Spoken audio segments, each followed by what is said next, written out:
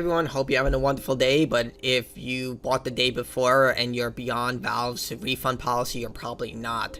So officially the day before launched 4 days ago as early access. They started to scrub previous trailers on their official YouTube account, but other accounts exist which showcase the trailer. It was marketed as an MMO zombie game and basically launched as an extraction shooter with light zombie elements, and it was full of major issues. Many game developers and YouTubers deconstructed the game to showcase that all the other scrutinies that the game was facing were absolutely true, from the technical limitations, the asset flips that they were using. I mean, the assets were predominantly, the game is just assets. In fact, when the game crashes, it says Unreal Engine survival game, so a lot of people are trying to look into what elements they have been using, but it's being just combed over with a fine-tooth comb, and it's just been a whole shit show for them. Not to mention they've been banning people from their Discord who were criticizing their game, and now they're officially shutting down. So yeah, allegedly this was a scam, and now it's hard to argue that this isn't a scam. Like, this is like a crypto rug pull in game form without the crypto. So today we announced the closure of Fntastic Studio. Unfortunately, the day before has failed financially, and we lack the funds to continue. All income received is being used to pay off debts to our partners. We invested all our efforts, resources, and man hours into the development of the day before, which was our first huge game. We really wanted to release new patches to reveal the full potential of the game, but unfortunately we don't have the funding to continue the work. It's important to note that we didn't take any money from the public during the development of the day before. There was no pre-orders or crowdfunding campaigns. We worked tirelessly for 5 years, pouring our blood, sweat, and tears into the game. At the moment, the future of the day before and prop night is unknown, but the servers will remain operational. We apologize if we didn't meet your expectations. We did everything in our power, but unfortunately we miscalculated capabilities. Creating game is an incredibly challenging endeavor. We are grateful to everyone who supported us during these difficult years. It's been a fantastic journey over the past 8 years, and they list like opening the studio up to the release of the day before. So this entire statement is BS. Like, first off, you did take money from your fans, not from crowdfunding or pre-orders, but from the BS early access tag that you used on Valve's Steam page in order to bypass any type of criticism that this game may be just a huge scam because it launched in early access. Because there were a lot of people who were saying, oh, it's going to get better, it's going to turn out like Star Wars Battlefront 2, it's going to be like Final Fantasy 14. Come on. If you're that misguided in life, you need to grow up. Like, come on. So the reason I say that is because this is officially from Valve's page. This right here, don't care about any of that. This right here is from Valve.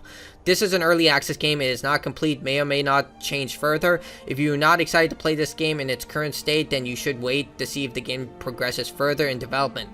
Now, if you want to get a refund after the 2-week, 2-hour refund period, it's going to be much harder. I don't know if Valve is going to take the W and just issue refunds to everyone, but this is basically their saving grace, and honestly, I can't argue with them in this. It is an early access. You take the risk. It's right here written.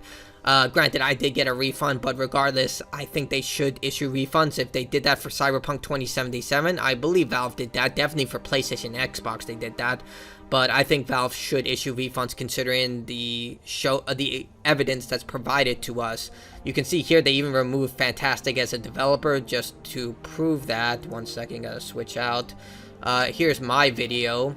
And you can see here when I was discussing it, developer Fntastic. So they were quick enough to remove their developer name from the day before page, but you know, it was quick enough to do that, but they couldn't, you know, hire people in order to make sure this game was working, because they hired volunteers in order to do that, but they're quick on the draw when it comes to trying to hide evidence, like the trailers, like banning people from their Discord. But you know, it's just what it is.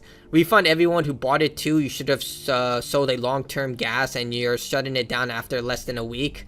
And you can see it just goes on, and people are demanding their money back, and they should get their money back. Joe's like, where's my money? Give me back my money, man. Like, are they going to pull a Bethesda with Fallout 76? I think so. And the video I'm talking about with the asset flips that they use within the game, there's a great video from Septic Falcon.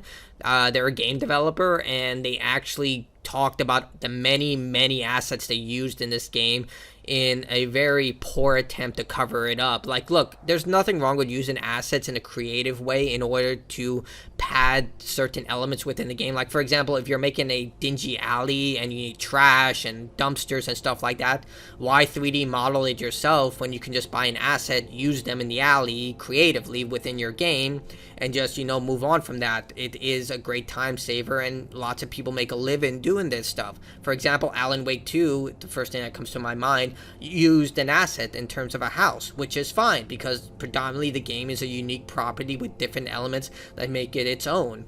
So there's nothing wrong with assets. There are even people who use entirely assets from stores and mold them into creative elements to create their game. That's totally fine. But in this case, even when the game crashed, I wish I had a thing to show that, but when the game crashed, I'm sure you can find it from many of the big YouTubers, it would say UE survival game instead of like the day before. They couldn't even be bothered to change that.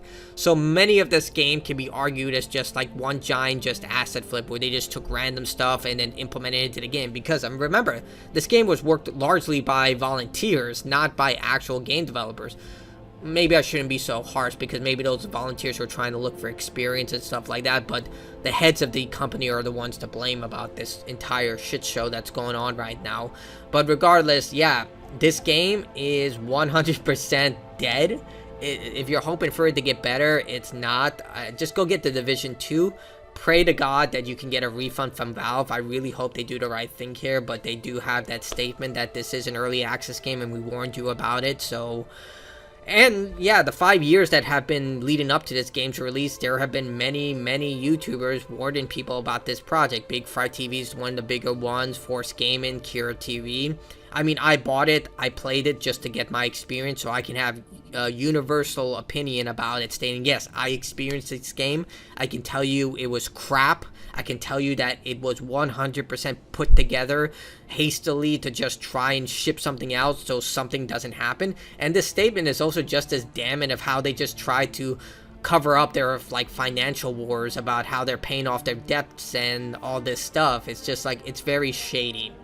But yeah, this game, it's dead, and I really hope that this doesn't set precedents for a lot of other developers who work really hard, who use the early access moniker to its justice. Like, for example, I think one of the best examples would be Dead Cells. Launched early access, they worked on the game, and eventually launched a very good game. Ready or Not, another game that I haven't played that, but a lot of people have been saying that it's a very popular game. I've seen trailers on my wish list. But yeah, a lot of people saying that game, early access, launched well, people are enjoying it. So yeah, the early access moniker can be used effectively, but this person is like, one bad apple ruins the bunch, and this is definitely a rotten, maggot-filled, smelly apple that just destroyed a lot of hope that other developers who have nothing but good intent to make a good game are going to end up falling victim to, and I can't blame them. When a person spent $40 on a game that gets shut down in 4 days, can you really blame them for pointing to this as an example of why they don't trust early access ever again? I mean, early access is still very, ambiguous of whether you should trust it or not, but regardless, yeah. So the day before, crap, launched, failed, and misleaded customers to such a grandiose degree that I'm pretty sure this is going to be talked about for years to come. So tell me what you think in the comments below. Like, dislike, comment, your choice. That's me. Bye.